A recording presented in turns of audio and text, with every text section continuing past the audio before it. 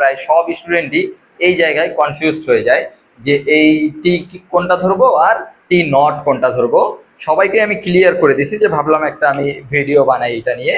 দেখো যে টি নট এটা তো সময়, আমরা সবাই জানি তাই না? তাহলে যেটা দিয়ে সময় নির্ণয় করা হবে সেই ঘড়ি, হ্যাঁ সেই ঘড়ি ও যার সময় নির্ণয় করা হবে, হ্যাঁ যার সময় নির্ণয় করা হবে সেটা একই জায়গায় থাকলে, ঠিক আছে,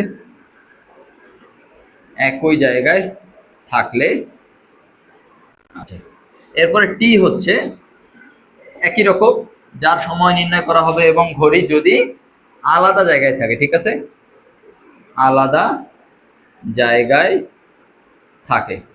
আচ্ছা, শুধু এতটুকু আমরা মনে রাখবো, মনে রেখে উপরের ম্যাথটা করার চেষ্টা করব। দেখো উপরের ম্যাথে কি বলছে, একজন মহাশূন্যচারী 25 বছর বয়সে, আচ্ছা তার যাওয়ার আগে বয়স ছিল হচ্ছে 25 বছর, তাই না? আগে ছিল হচ্ছে 25 বছর, এটা নোট করে রাখলাম, হ্যাঁ 25 বছর বয়সে গেছে এত বেগে গতিশীল একটি মহাশূন্য যানে চড়ে মহাকাশ ভ্রমণে। আচ্ছা, তারপরে পৃথিবীর হিসাবে তিনি 30 বছর মহাকাশে কাটিয়ে এলে তার বয়স কত হবে? আচ্ছা, আগে 25 বছর ছিল, এটা নোট করলাম। বেগটা দিয়ে দিছে, দেখো বেগ কত দিছে, যে বেগের মান দিছে ভি ইকুয়ালস টু কত 1.8 ইন্টু 10⁸। যে ভাইয়া এটা তো জানি, এটা খুদাই কেন বলতেছেন। আচ্ছা, এরপরে যেই জিনিসটা তোমাদের কনফিউশন হয় আমি ঠিক সেইটাই সমাধান করে দেবো। দেখো যে এই টি নট, তাই না? আমি যে লাইনটা লিখছি এখন মিলাও, ঘড়ি আর যার সময় নির্ণয় করা হবে। দেখো যে বলছে পৃথিবীর হিসাবে তিনি 30 বছর মহাকাশে কাটিয়ে এলেন, হিসাব করছে কোথায় থেকে? পৃথিবী থেকে। ঘড়িটা কোথায়? পৃথিবীতে, তাই না? তারপর তিনি কাটিয়ে আসছেন, তার মানে যে কাটিয়ে আসছে সে কোথায়? সে কিন্তু মহাকাশে, রাইট? তো ঘড়িটা পৃথিবীতে, হিসাব করা হয়েছে পৃথিবী থেকে। আর যার হিসাব করা হয়েছে সে তো মহাকাশে, তাই না? আলাদা জায়গায় কিনা, দেখো আলাদা জায়গায় না, তাহলে হচ্ছে এই টি এর মান হবে এই কত 30 বছর, ঠিক আছে 30 বছর। বুঝতে পারছো? এখন টি নটটা বের করলে আমাদের কাজ শেষ। টি নটটা কি? টি নট হচ্ছে যদি একই জায়গায় থেকে হিসাব করা হতো, তার মানে ঘড়িটা যদি যার বয়স নির্ণয় করা হবে তার ওখানেই থাকতো, অর্থাৎ মহাকাশেই থাকতো, তখন বয়সটা কত বাড়তো সেটাই আমরা বের করব। বুঝতে পারছো? ওকে, তাহলে এখন এই মানগুলোই আমরা এখানে বসাই দেব, যে 30 ডিভাইডেড বাই √1 মাইনাস, সরি এটা তো কার, এটা তো হচ্ছে টি এর ভ্যালু, তাই না? তাহলে টি নটটা বের করতে হবে। তাহলে টি নট ইকুয়াল কি দাঁড়াবে?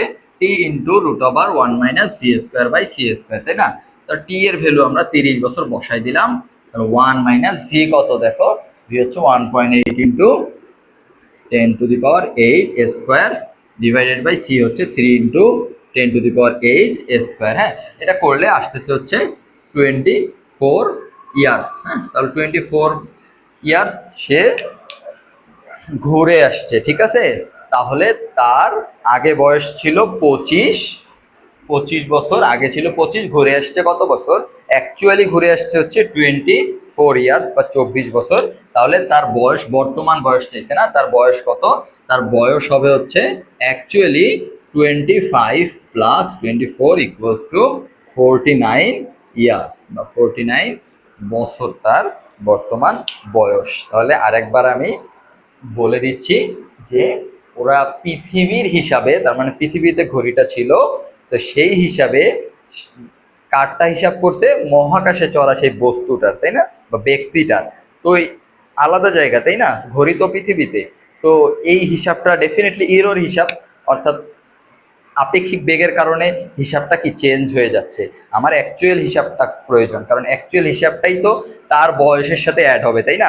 অ্যাকচুয়ালি হচ্ছে টি নটটা, ঠিক আছে, ঘড়ি আর যার সময় সেটা যদি একই জায়গায় থাকতো। ওকে, যেহেতু আমার আলাদা জায়গার মানটা দিয়ে দিছে 30 বছর, এটার জন্য আমরা কি টি নটের ভ্যালুটা বের করে ফেললাম, সেটা তার বয়সের সাথে যোগ করে দিলাম। তাহলে আমরা 24 প্লাস আগে 25, 49 ইয়ার্স পেয়ে গেলাম।